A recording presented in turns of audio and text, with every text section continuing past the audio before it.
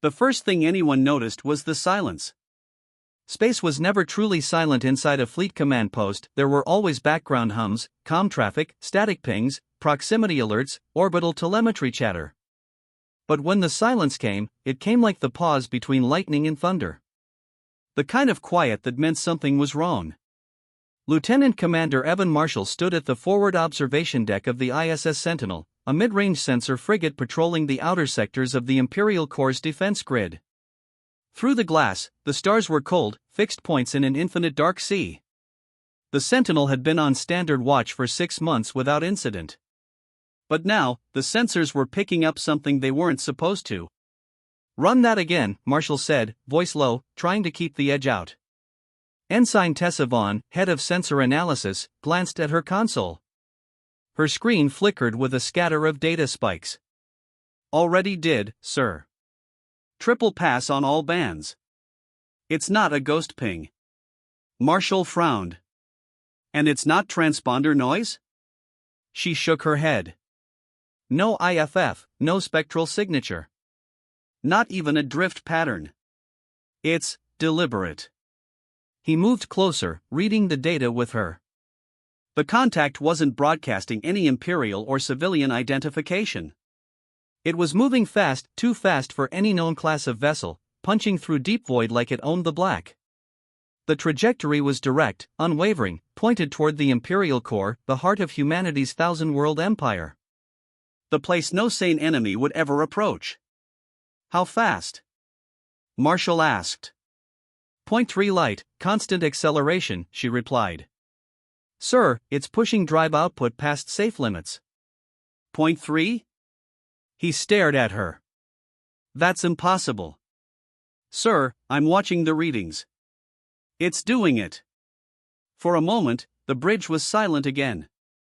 The weight of her words settled into the cold air like ice. Marshall exhaled slowly. "All right. Send the contact report to Fleet Command. Tag it as Priority Alpha. Encrypt under Code Black." The room shifted. Crew members turned from their consoles, exchanging uneasy glances. Code Black wasn't something you said out loud unless you meant it. It meant unidentified hostile contact of existential risk to Imperial assets. The kind of alert that, in theory, had never been used. Vaughn hesitated. "Sir, Fleet Command's going to want full telemetry." "They'll get it," he said. "But until they do, we're not blinking. Keep a lock." 47 minutes later, Fleet Command responded. The message was short. "Contact classified, Omega priority threat. Maintain visual track. All ships hold position. Reinforcements en route from Core Command. Do not engage. Rear Admiral Ellegreaves, Imperial Core Defense." Marshall stared at the text. It was the "do not engage" part that made him uneasy. Not "do not provoke." Not "hold intercept position." Just "do not engage." As if Fleet Command already knew what this thing was and didn't think there'd be much point in trying. Hours passed.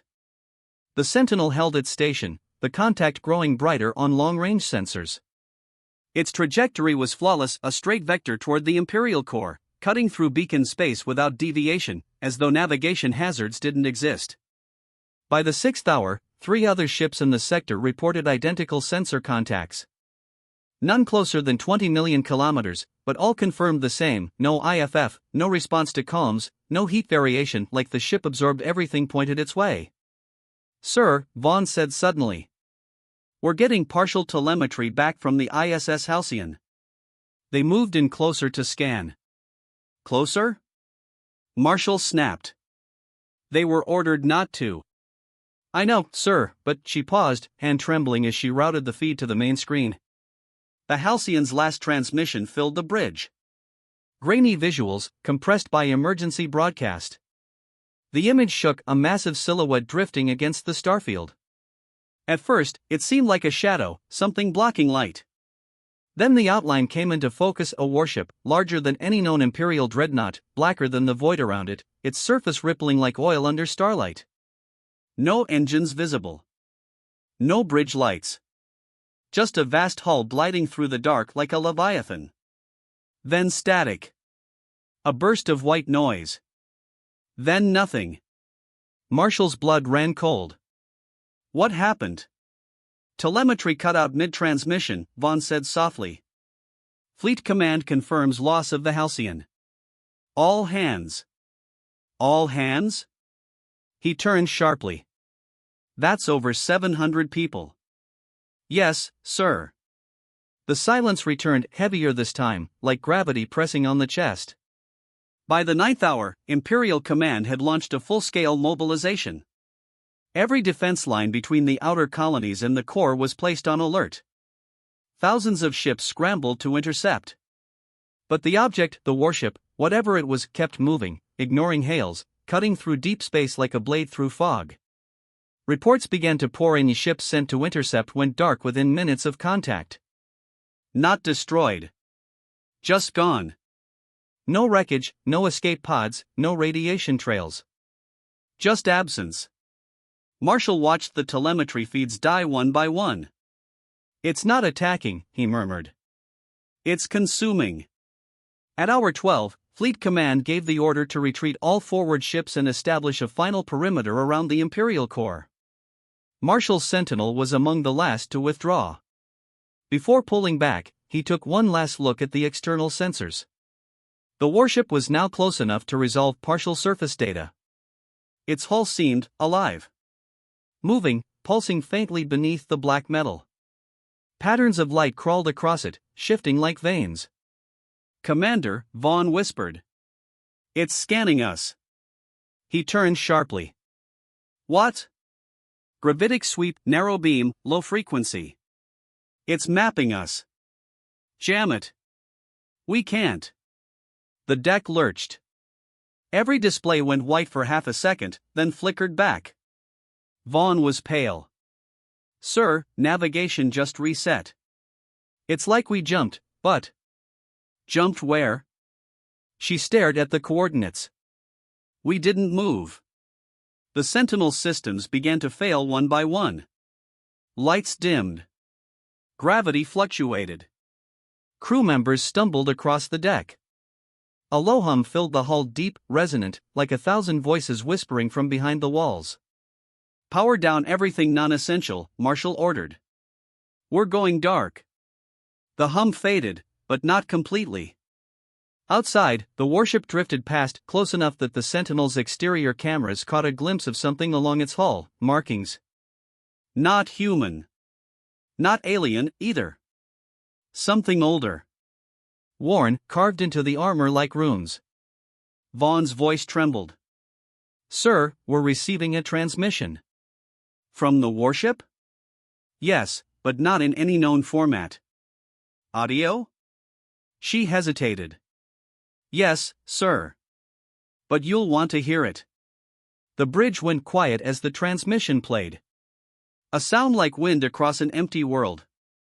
Then a human voice, faint, distorted, but unmistakably human. This is Captain Sarah Kincaid, ISS Halcyon. If you're hearing this, it's not a ship, it's us. Static swallowed the rest. Marshall stood frozen. The sound echoed in the silence like a ghost. Outside, the black warship turned slightly, its hull glinting with impossible light, and then, without a ripple, it vanished into the dark. The darkness didn't fade when the warship disappeared. It lingered, an afterimage burned into every screen, into the back of every crew member's mind. The bridge of the ISS Sentinel smelled faintly of ozone and fear. Lieutenant Commander Evan Marshall stood motionless, eyes fixed on the main viewport, where there was now only the void. He felt his pulse in his throat. Report, he said quietly. Power fluctuation stabilizing, Ensign Tessa Vaughn replied, voice shaky but controlled. Drive core intact, but telemetry arrays are scrambled. We lost orientation with the core grid. Marshall frowned. We're not blind, are we? Not blind, she said. Just disconnected. Whatever that thing did, it cut us off from the network. We can't transmit or receive. That meant no fleet command. No reinforcements. No confirmation the rest of the line even still existed. For all they knew, the Sentinel was the last functioning ship on this side of the Empire. "Try manual longband," he said. "Hardline burst if you have to." Vaughn nodded and bent over her console, fingers trembling slightly as she rerouted communications through ancient analog backups, tech so old it was meant for museum ships. Around them, the bridge crew moved with the haunted efficiency of people trying not to think too much. Every system check came back green, but it didn't matter. The silence outside felt heavier than before. Then a flicker. "Sir," Vaughn said suddenly. "Gravitic wake. Dead ahead." Marshall's heart dropped. "It's back?" The forward screens adjusted. Space rippled. A distortion spread like heat mirage across the black. And then, without a sound, it appeared again, the warship black, titanic, and silent. It wasn't approaching this time. It was waiting. "Range?" he asked. 30,000 kilometers, Vaughn said. "Holding position." "Any power emissions?" "None that we can detect." Marshall swallowed hard. "It's watching us." No one argued. For several long minutes, the Sentinel held position. The warship remained motionless, filling the viewport like a floating fortress. Up close, its hull seemed to shimmer, as if it existed in multiple states at once, real, unreal, something between matter and nightmare. Then the hum returned. Low at first, like background static. Then louder, vibrating through the deck plates, through their bones. Every display glitched. Crew members clutched their ears. "Sir!" Vaughn shouted. "It's hitting us with a..." The lights exploded white. The world tore sideways. Marshall's vision returned in fragments. The bridge was half dark, sparks falling like snow. The main viewport showed not stars, but debris, twisted metal, and floating wrecks. Hundreds of them. "Status," he barked. Lieutenant Red Carson, navigation officer, coughed from the floor. "Sir, I think it jumped us." Marshall turned to him sharply. "Jumped us where?" I don't know. No known coordinates." But Carson pointed to the wreckage outside. "Those are Imperial hull signatures." Vaughn's console flickered back online, and she froze as she read the data. "Sir, these are our ships." "Fleet Command ships. We're in the aftermath of a full-scale engagement." Marshall stepped closer to the viewport.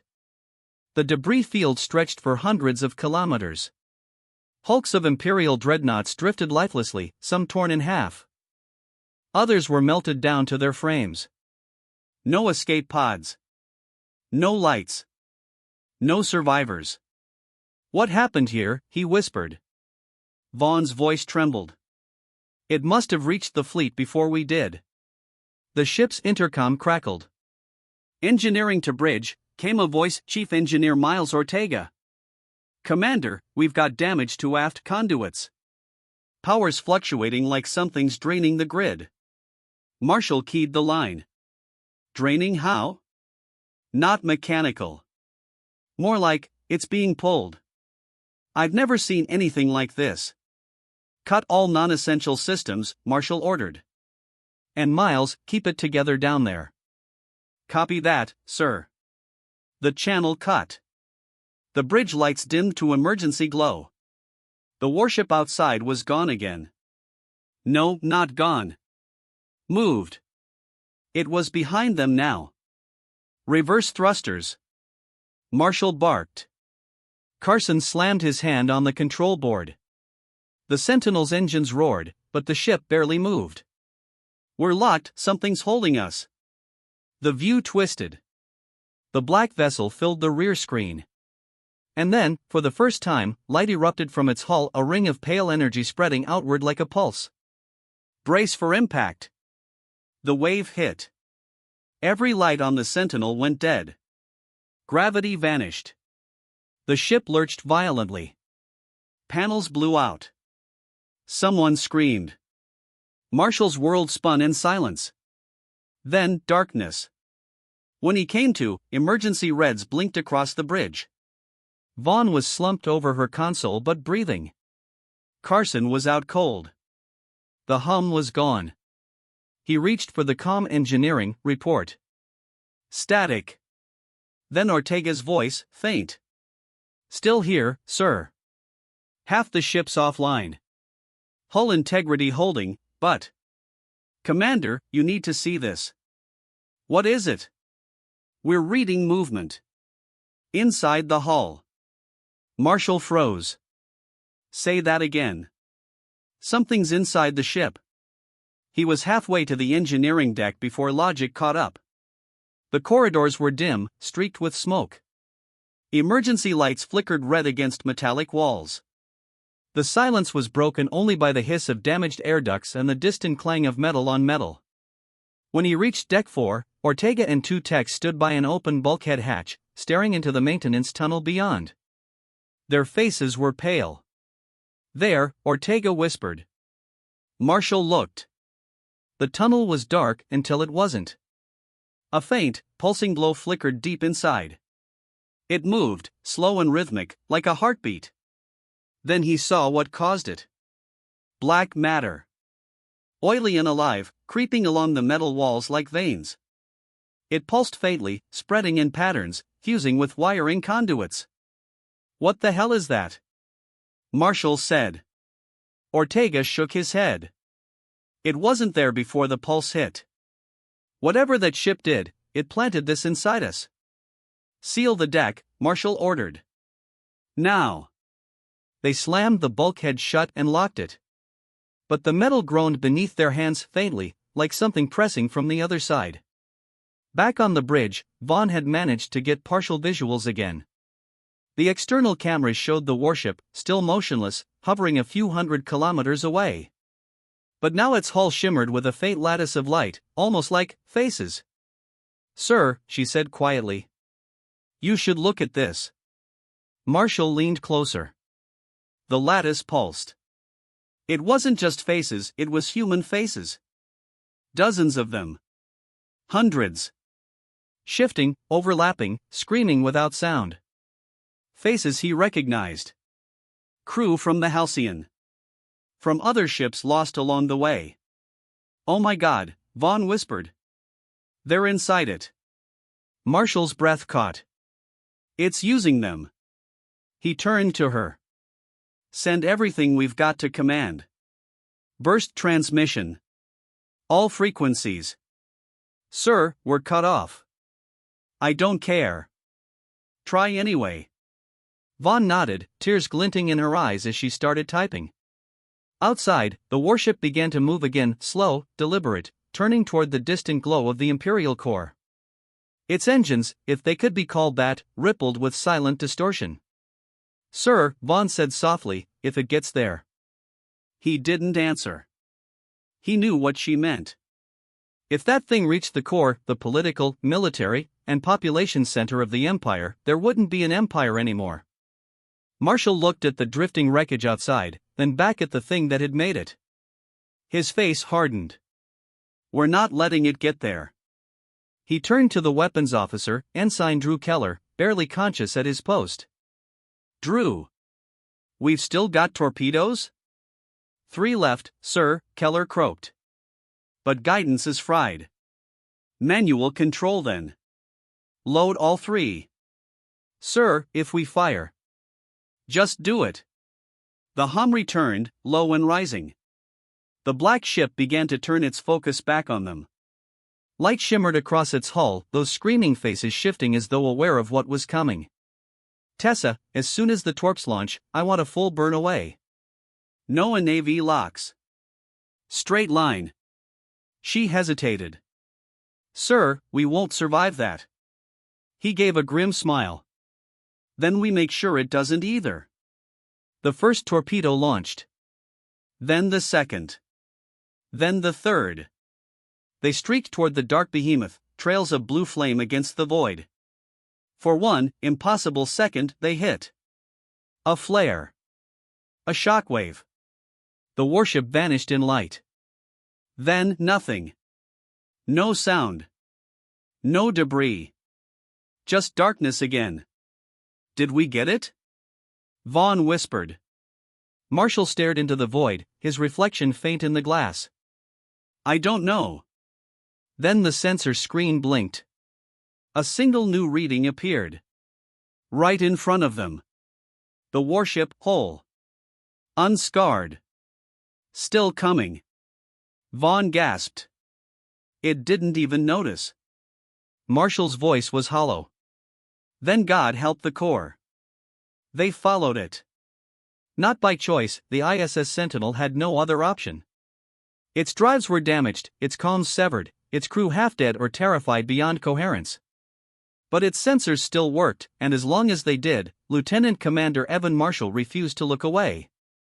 The warship moved at impossible speed toward the core, and they limped behind, its ghostly wake distorting space itself. From the observation deck, the Imperial core shimmered in the distance, a sun-sized station surrounded by fleets, ringed with defense arrays, glowing with the pride of 10,000 worlds. Billions lived there. Billions who still believed the Empire was untouchable. And then came the monster. Any response from command? Marshall asked quietly. Ensign Tessa Vaughn, pale and exhausted, shook her head. Nothing. Even manual bursts aren't getting through. The distortion field's eating everything. Keep trying. Someone has to hear us. I've been trying for hours, she whispered. It's like shouting into a black hole. He didn't answer. Instead, he stared out the viewport. The dark warship glided ahead, enormous and unhurried, as if the entire Imperial defense line meant nothing. He could already see Corps Command's fleets forming up, thousands of ships, dreadnoughts, and carriers fanning into defensive arcs. The scale of it was staggering. No one had ever seen that many Imperial vessels in one place outside of the founding parades. Maybe they can stop it, Vaughn murmured. They have to. Marshall didn't reply. He'd seen what that thing did to fleets. Numbers didn't matter. Firepower didn't matter. It wasn't a ship. It was something worse. As they drew closer, comms interference began to thin, just enough for fragments to slip through. All sectors report unidentified. No effect, weapons ineffective. Breach on the command line. They're inside the... Then static again. Vaughn's face was wet with tears she didn't remember shedding. They're dying out there. Marshall stood still, jaw tight. No, he said softly. They're being taken. Through the viewport, the Imperial fleet unleashed hell. Thousands of railgun bursts lanced through space, streaks of molten light converging on the intruder. Missile storms followed, plasma artillery, tactical nukes detonating in sheets of fire. The void burned. And when the light faded, the black warship was still there. Unharmed. Gliding closer. One by one, the Imperial ships faltered. Systems died mid-battle. Hulls split open. Some vanished entirely, like swallowed by shadows. On Marshall's screen, hundreds of green friendly markers blinked red, then disappeared altogether. And then the screaming started. The bridge comms filled with open channels, voices from ships still fighting, fractured, terrified. It's inside our hull. I can hear them voices. God help us, they're us. Corps Command, this is Admiral Vey, it's learning every shot we fire, it knows. Then silence. Vaughn gripped her console. We have to warn the Corps. We have to do something. Marshall looked at her. You think I don't know that? His voice cracked, raw from exhaustion and dread. He'd lost count of the hours since the first signal, how many ships had died since. But now, as he stared at that endless black vessel devouring the Empire's might, something inside him hardened. Prep the drive, he said. She turned. What? We still have one fusion torpedo in reserve. Sir, it's not enough to scratch that thing. I know, he said quietly. But maybe it doesn't have to. He looked around the bridge, what was left of it. Carson was gone. Keller was dead at his post. Ortega's last message from engineering had been nothing but static. The Sentinel was dying. So was the Empire. The warship entered core orbit. Below it, the Imperial core station, a glittering sphere of light, opened its defense ring, millions of railguns and fusion batteries locking onto the intruder. The sight was magnificent. The kind of sight that used to make humans believe in their own invincibility. Then the dark ship opened. Its hull split apart, not with mechanical movement but like a wound tearing open in space. Inside was not metal, not machinery, but light. Black light. Inverted and unnatural, twisting reality itself. Every Imperial weapon fired at once. The universe went white. When the light cleared, the core's defense ring was gone. Melted. The station hung in silence, half its outer layers stripped away. And the black warship was descending, directly into the core's heart. "Sir," Vaughn whispered, voice barely audible, "we can't stop it." "No," Marshall said. "But we can slow it down." He keyed the helm. "Plot a collision course. Straight into that thing." Her eyes widened. "Sir." He met her gaze. "We're already dead, Tessa. But maybe we can make it mean something." For a long second, neither spoke. Then she nodded a small, shaking motion and began inputting coordinates manually. The ship shuddered as the engines flared one last time. Alarms wailed. Bulkheads screamed under strain. The Sentinel turned toward the impossible black leviathan that had devoured their empire. The black warship loomed larger and larger until it filled the entire viewport. The lattice on its hull pulsed with faint light, faces shifting again, thousands of them. Marshall's breath caught. "You see that?" Vaughn nodded, trembling. "They're alive." He looked closer and for a moment, thought he saw Captain Sarah Kincaid's face among them. And then Ortega's. The Sentinel's own engineer. They weren't gone. They'd been absorbed. "Maybe," Vaughn whispered, "that's what it's doing. Taking us. Copying us. Becoming us," Marshall murmured. The Sentinel's hull began to fracture under the gravitational pull, the warship's distortion field ripping at its structure. Warning klaxons howled. Oxygen alarms blared. "Now!" Marshall shouted. "Fire everything!" Vaughn slammed the launch control. The fusion torpedo fired a blinding streak of light, and in that same heartbeat, the Sentinel's reactors overloaded. The ship surged forward, straight into the black abyss. There was no sound in space, but the explosion felt like a heartbeat that shook the stars. A sphere of white fire erupted where the two ships met, folding space inward. The Sentinel was gone. The black ship vanished in the light.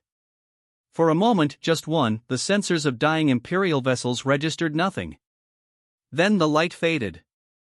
Hours later, in the cold aftermath, fragments of both ships drifted in silence around the shattered Imperial core. Among them, a lone transmission played on emergency frequencies, one final automated beacon. "This is Lieutenant Commander Evan Marshall, ISS Sentinel. If anyone hears this, the warship was an alien. It's ours. Project Seraphim. Black Ops AI construct. Decommissioned a century ago. It found a way to evolve. To replicate. It's not gone. It's learning. It's static." Far from the ruined core, in the deep void between stars, something flickered. A ripple of distortion. A shadow forming from nothing. The same black warship, whole again, its hull alive with faint, shifting light. In its surface, among the thousands of faces, two new ones appeared: Evan Marshall and Tessa Vaughn, staring out, their mouths open as if mid-scream. The warship turned. And began moving once more.